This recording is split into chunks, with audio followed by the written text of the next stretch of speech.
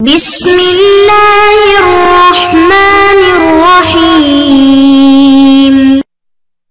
بسم اللہ الرحمن الرحیم۔ عزیز طلباء کرام، السلام علیکم ورحمۃ اللہ وبرکاتہ۔ ہمارے کورس عالم اسلام کے وسائل و مسائل کا آج سبق نمبر 4 ہے۔ اس سبق کے اندر ہم آذربائیجان کے وسائل پر بحث کریں گے۔ آج کے سبق کی جانب جانے سے پہلے پچھلے سبق کا خلاصہ دیکھ لیتے ہیں کہ ہم نے پچھلے سبق کے اندر کن ابحاث پر بات کی تھی، تو جانتے ہیں پچھلے سبق کا خلاصہ۔ پچھلا سبق بھی ہمارا آذربائیجان سے متعلق تھا۔ پچھلے سبق میں ہم نے آذربائیجان کے مذاہب پر بات کی، اسی طرح آذربائیجان کے طرز حکومت پر بات کی کہ وہاں ایسا کون سا نظام ہے کہ جس سے آذربائیجان کو چلایا جا رہا ہے، اور تیسری چیز تھی آذربائیجان کی مختصر تاریخ۔ اس مختصر تاریخ کو ہم نے 2 حصوں میں تقسیم کیا تھا۔ ایک حصہ تاریخ قبل از اسلام تھا، اس پر ہم نے گفتگو کی، اور دوسرا حصہ تاریخ بعد از اسلام تھا، اس پر ہم نے گفتگو کی۔ یہ تھا پچھلے سبق کا خلاصہ۔ اس پر ہم نے پچھلے سبق پر اب ہم بحث کی تھی۔ اب چلتے ہیں آج کے سبق کی جانب اور دیکھتے ہیں کہ آج کے سبق میں کیا کچھ ہے جس پر ہم گفتگو کریں گے۔ آج کا سبق ہمارا آذربائیجان کے وسائل پر ہے۔ تو آذربائیجان کے وسائل پر بات کرنے سے پہلے ہم وسائل کی تعریف اور وسائل کی اہمیت جان لیتے ہیں۔ وسائل کی تعریف کیا ہے، آئیے اس پر ایک نظر دوڑاتے ہیں۔ وسائل کی تعریف کچھ اس طرح کی گئی ہے کہ کچھ مخصوص مواد کی فراہمی جس سے آپ منافع کما سکیں یا اپنی مختلف ضروریات پورا کر سکیں۔ ملکی وسائل معاشی استحصال اور ترقی کے لیے دستیاب طبعی اور قدرتی اثاثے ہیں۔ ان وسائل میں معدنیات، جنگلات، آبی ذخائر، زمین، توانائی، انسانی وسائل، ثقافت اور روایات شامل ہو سکتی ہیں۔ یہ تو تھی وسائل کی تعریف۔ اب جانتے ہیں کہ وسائل کی اہمیت کیا ہے۔ کسی ملک کے وسائل کی اہمیت کو نظر انداز بالکل بھی نہیں کیا جا سکتا، کیونکہ وہ سماجی اور اقتصادی ترقی کے لیے اہم ہیں۔ وہ ملک کی معیشت کی بنیاد کے طور پر کام کرتے ہیں، صنعتوں کے لیے ضروری خام مال مہیا کرتے ہیں، روزگار کے مواقع پیدا کرتے ہیں اور آمدنی پیدا کرتے ہیں۔ وہ ممالک جو وسائل سے مالا مال ہیں، ان میں اعلیٰ اقتصادی ترقی کی صلاحیت موجود ہے۔ وسائل کا مناسب استحصال اور انتظام برآمدات میں اضافہ، متنوع معیشت اور زرع مبادلہ کی کمائی میں اضافے کا باعث بن سکتا ہے۔ یکساں طور پر اہم وسائل سماجی ترقی میں حصہ ڈال سکتے ہیں، بشمول بہتر صحت، تعلیم اور شہریوں کے معیار۔ اس لیے شہریوں کی بہتری اور ملک کی مجموعی اقتصادی ترقی کے لیے وسائل کا پائیدار انتظام ہونا ضروری ہے۔ یہ تھی وسائل کی اہمیت۔ اب چلتے ہیں آج کی اپنی اگلی سلائیڈ کی جانب۔ جیسا کہ میں نے سبق کے شروع میں کہا تھا کہ آج کا ہمارا سبق ہوگا آذربائیجان کے وسائل۔ تو جانتے ہیں کہ آذربائیجان کے کون کون سے وسائل ہیں جن پر آج ہم گفتگو کرنے جا رہے ہیں۔ آذربائیجان کے وسائل میں تیل اور گیس شامل ہے۔ اسی طرح جو دیگر معدنیات ہیں وہ ان پر آج ہم گفتگو کریں گے۔ تیسری چیز آذربائیجان کی زراعت ہے۔ زراعت پر بات کریں گے کہ آذربائیجان کی زراعت کہاں کھڑی ہے، اور آج کا ہمارا آخری پوائنٹ ہوگا آذربائیجان کی سیاحت۔ تو یہ پوائنٹس ہیں جس پر آج ہم گفتگو کریں گے۔ تو چلتے ہیں ہمارے پہلے پوائنٹ یعنی تیل اور گیس کی جانب، اور جانتے ہیں کہ تیل اور گیس کے کس قدر ذخائر آذربائیجان کے پاس موجود ہیں۔ آذربائیجان قفقاز کے علاقے میں وسائل سے مالا مال ملک ہے جس نے تیل اور گیس کی پیداوار میں نمایاں پیش رفت کی ہے۔ ملک دنیا کے تیل اور گیس کے ذخائر کا ایک اہم حصہ رکھتا ہے، جو اسے عالمی توانائی کی منڈیوں میں ایک اہم کھلاڑی بناتی ہے۔ آذربائیجان میں تیل کی پیداوار کی ایک طویل تاریخ ہے جو 19ویں صدی سے شروع ہوتی ہے۔ ملک کا پہلا تیل کا کنواں 1848 عیسوی میں کھودا گیا تھا، جو آذربائیجان کی تیل کی صنعت کا آغاز تھا۔ 20ویں صدی کے اوائل تک آذربائیجان تیل پیدا کرنے والا دنیا کا سب سے بڑا ملک تھا، جو عالمی تیل کی پیداوار کا نصف سے زیادہ حصہ بناتا تھا۔ تاہم سوویت دور میں سرمایہ کاری کی کمی کی وجہ سے تیل کی پیداوار میں نمایاں کمی واقع ہوئی ہے۔ آذربائیجان کے تیل اور گیس کے ذخائر 3 بڑے خطوں میں پھیلے ہوئے ہیں، یعنی کیسپین بیسن، جنوبی کیسپین بیسن اور کورا بیسن۔ کیسپین بیسن خاص طور پر تیل اور گیس کے وسیع ذخائر ہیں، جس کا تخمینہ تقریباً 50 بلین بیرل تیل اور 300 ٹریلین کیوبک فٹ قدرتی گیس کی حد میں ہے۔ دوسری طرف جنوبی کیسپین بیسن حالیہ برسوں میں دنیا کی سب سے بڑی آئل فیلڈ دریافتوں میں سے ایک کا گھر ہے۔ آذری چراغ گیشلی فیلڈ، جس میں ایک اندازے کے مطابق 6.5 بلین بیرل بیرل تیل اور 1.4 ٹریلین کیوبک فٹ قدرتی گیس موجود ہے۔ آذربائیجان کے تیل اور گیس کے اثاثوں نے حالیہ برسوں میں نمایاں غیر ملکی سرمایہ کاری کو راغب کیا ہے، جس میں تیل اور گیس کی بڑی عالمی کمپنیاں جیسے بی پی، شیرون اور ٹوٹل ملک کی توانائی کی صنعت میں کلیدی کردار ادا کر رہی ہے۔ آذربائیجان نے اپنے تیل اور گیس کے بنیادی ڈھانچے کی ترقی میں بھی بہت زیادہ سرمایہ کاری کی ہے، بشمول باکو تبلیسی پائپ لائن جو بحیرہ کیسپیئن سے بحیرہ روم تک خام تیل کی ترسیل کرتی ہے۔ ملک کے تیل اور گیس کے وسیع ذخائر اور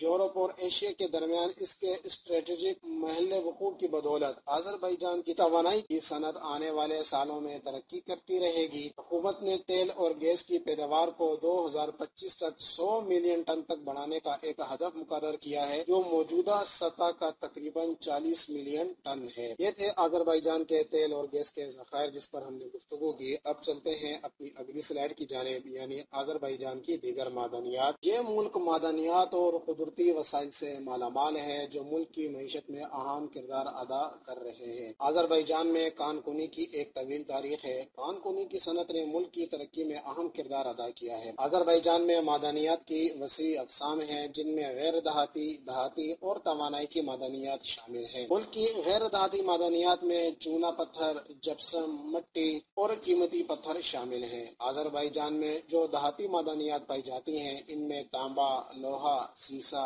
زنک، سونا اور چاندی وغیرہ شامل ہیں۔ آذربائیجان میں معدنیات کی تقسیم پورے ملک میں یکساں طور پر نہیں ہے۔ زیادہ تر معدنیات آذربائیجان کے مغربی اور وسطی حصوں میں پائی جاتی ہیں، جن میں گنجا غزہ، دشکاسان اور گدابے کے علاقے شامل ہیں۔ آذربائیجان کا مغربی حصہ دہاتی معدنیات کے لیے سب سے زیادہ ترقی یافتہ خطہ ہے، جبکہ وسطی خطہ غیر دہاتی معدنیات سے مالا مال ہے۔ غیر دہاتی معدنیات میں سے چونا پتھر آذربائیجان میں سب سے زیادہ غیر دہاتی معدنیات ہے۔ یہ سیمنٹ بنانے اور زرعی چونے کے طور پر تعمیر میں استعمال ہوتا ہے۔ جپسم ایک اور اہم معدنیات ہے جو تعمیراتی صنعت اور زراعت میں استعمال ہوتی ہے۔ مٹی کو سیرامکس بنانے کے لیے استعمال کیا جاتا ہے، جبکہ ریت کا پتھر تعمیراتی مواد کے طور پر استعمال ہوتا ہے۔ کوارٹز شیشے کی صنعت اور الیکٹرانکس میں خام مال کے طور پر استعمال ہوتا ہے۔ تانبا آذربائیجان میں پائے جانے والا سب سے اہم دہاتی معدنیات ہے۔ یہ الیکٹریکل وائرنگ، پلمبنگ اور سکوں اور دیگر آرائشی اشیاء کی تیاری میں استعمال ہوتا ہے۔ لوہا عمارتوں کی تعمیر اور اسٹیل کی پیداوار میں استعمال ہوتا ہے۔ سیسا، زنک، سونا اور چاندی بھی آذربائیجان میں اہم دہاتی معدنیات ہیں۔ یہ معدنیات مختلف صنعتوں بشمول الیکٹرانکس، آٹوموٹو اور ایرو اسپیس میں بھی استعمال ہوتی ہیں۔ آذربائیجان میں کانکنی کی صنعت کی ایک طویل تاریخ ہے۔ ملک ہمیشہ سے تانبے اور لوہے کا ایک اہم پروڈیوسر رہا ہے اور سوویت دور میں کانکنی کی صنعت معیشت کے اہم شعبوں میں سے ایک تھی۔ آذربائیجان نے 1991 میں آزادی حاصل کرنے کے بعد کانکنی کی نئی ٹیکنالوجیز متعارف کرانے اور سرکاری کانکنی کمپنیوں کی نجکاری کے ساتھ معدنی صنعت میں نمایاں تبدیلیاں آئی ہیں۔ آج آذربائیجان میں کانکنی کی صنعت تقریباً 30,000 لوگوں کو روزگار فراہم کرتی ہے اور ملک کی جی ڈی پی میں تقریباً 5% کا حصہ ڈالتی ہے۔ یہ تھی آذربائیجان کی معدنیات جن پر ہم نے گفتگو کی۔ اب چلتے ہیں آذربائیجان کے ایک اور وسائل کی جانب، وہ ہے آذربائیجان کی زراعت۔ آذربائیجان ایک اہم زرعی ملک ہے جو معیشت میں حصہ ڈالتا ہے اور اپنے لوگوں کو خوراک فراہم کرتا ہے۔ آذربائیجان کی زراعت، اس کی تاریخ، موجودہ حالت، چیلنجز اور مستقبل کے امکانات پر بات کرتے ہیں۔ آذربائیجان میں زراعت کی ایک طویل تاریخ ہے جو قدیم زمانے سے ملتی ہے۔ زرخیز زمین، سازگار آب و ہوا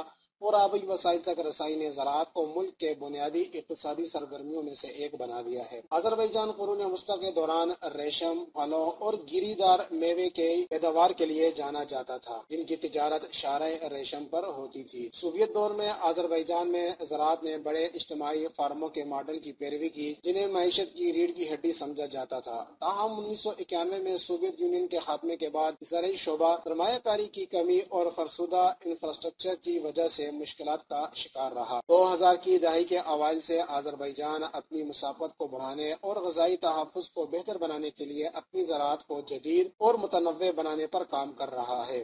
آذربائیجان کی زراعت کو دو وسیع اقسام میں تقسیم کیا گیا ہے: فصل کی پیداوار اور مویشی پالنا۔ آذربائیجان میں اگائی جانے والی اہم فصلوں میں کپاس، گندم، جو، مکئی، چاول، سبزیاں اور مختلف پھل جیسے سیب، ناشپاتی، خوبانی اور انگور شامل ہیں۔ مویشی پالنے کی توجہ گائے کے گوشت، میمنے اور دودھ کی مصنوعات کی پیداوار پر مرکوز ہے۔ اقوام متحدہ کے فوڈ اینڈ ایگریکلچر آرگنائزیشن یعنی FAO کے مطابق 2019 میں آذربائیجان میں تقریباً 1.8 ملین ٹن گندم، 9,26,000 ٹن کپاس، 5,10,000 ٹن مکئی اور 4,02,000 ٹن آلو پیدا ہوئے۔ ملک کے پھلوں اور سبزیوں کی پیداوار 2019 میں 1.7 ملین ٹن رہی۔ مویشی پالنے کے لحاظ سے آذربائیجان نے 2019 میں 74,000 ٹن گائے کا گوشت، 45,000 ٹن بھیڑ کا گوشت اور 86,000 ٹن دودھ پیدا کیا۔ حالیہ برسوں میں ہونے والی ترقی کے باوجود آذربائیجان کی زراعت کو کئی چیلنجز کا سامنا ہے۔ سب سے اہم مسائل میں سے ایک پانی کی ناکافی فراہمی ہے، جس سے آبپاشی پر مبنی زراعت کی صلاحیت کو محدود کیا جا رہا ہے۔ موسم گرما کے مہینوں میں خشک سالی ایک مسئلہ ہے جب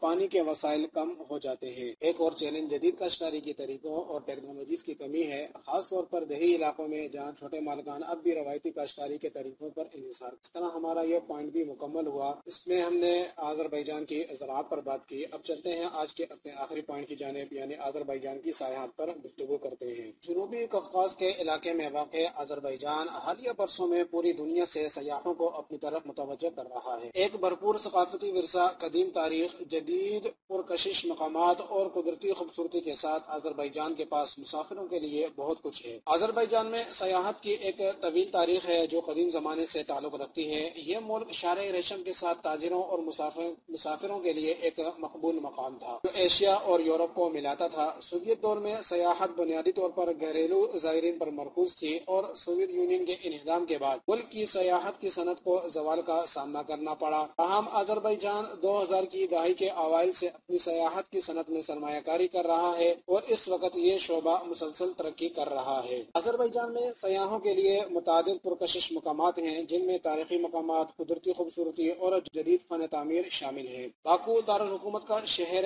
سیاحوں کے لیے ایک مقبول مقام ہے جو اپنے پرانے شہر، میڈن ٹاور، فلم ٹاورز اور جدید فلک بوز عمارتوں کے لیے جانا جاتا ہے۔ آذربائیجان کے دیگر مشہور سیاحتی مقامات میں قدیم شہر شیکی، گوبستان میں مٹی کے آتش فشاں اور جزیرہ نما آبشیرون کے ساحل شامل ہیں۔ آذربائیجان حالیہ برسوں میں سیاحت کے بنیادی ڈھانچے میں بہت زیادہ سرمایہ کاری کر رہا ہے تاکہ زیادہ سے زیادہ زائرین کو راغب کیا جا سکے۔ ملک میں ہوٹلوں، ریستوران اور نقل و حمل کے اختیارات کی تعداد میں نمایاں اضافہ دیکھا گیا ہے۔ اب آذربائیجان میں بین الاقوامی ہوٹلوں کی زنجیریں کام کر رہی ہیں جو بجٹ اور ذوق کی ایک حد کو پورا کرتی ہیں۔ ملک کے نقل و حمل کے بنیادی ڈھانچے کو بھی بہتر کیا گیا ہے۔ نئے ہوائی اڈے، ہائی ویز اور ریلوے اہم سیاحتی مقامات کو جوڑ رہے ہیں۔ آذربائیجان میں سیاحت کے لیے چیلنجز پر بات کرتے ہیں۔ نمایاں پیش رفت کے باوجود آذربائیجان میں سیاحت کی صنعت کو اب بھی کچھ چیلنجز کا سامنا ہے جن سے نمٹنے کی ضرورت ہے۔ ایک اہم مسئلہ آذربائیجان کو بطور سیاحتی مقام خاص طور پر مغربی ممالک میں آگاہی کا فقدان ہے۔ ملک کی ویزا پالیسی بھی سیاحت کی ترقی میں رکاوٹ رہی ہے۔ اہم پالیسی میں حالیہ تبدیلیوں نے زائرین کے لیے سیاحتی ویزا حاصل کرنا آسان بنا دیا ہے۔ ایک اور چیلنج سروسز کا معیار ہے۔ کچھ مسافر ہوٹلوں، ریستوران اور نقل و حمل کے بارے میں ناقص تجربات کی اطلاع دیتے ہیں۔ اس طرح آج کا ہمارا سبق مکمل ہوا۔ آج کے سبق کا خلاصہ جان لیتے ہیں کہ آج کے سبق کے اندر ہم نے کن بحث پر گفتگو کی۔ آج کا سبق ہمارا آذربائیجان کے وسائل پر تھا۔ اس میں سے سب سے پہلے ہم نے آذربائیجان کے تیل اور گیس کے ذخائر پر بات کی۔ دوسرا پوائنٹ ہمارا آذربائیجان کی معدنیات پر تھا۔ اس کے اندر ہم نے آذربائیجان کی معدنیات پر تفصیلاً گفتگو کی۔ تیسری چیز آذربائیجان کی زراعت تھی اور آج کے سبق کا ہمارا آخری پوائنٹ آذربائیجان کی سیاحت۔ اس خلاصے کے ساتھ ہی آج کے سبق کا اختتام ہوتا ہے۔ السلام علیکم ورحمۃ اللہ وبرکاتہ۔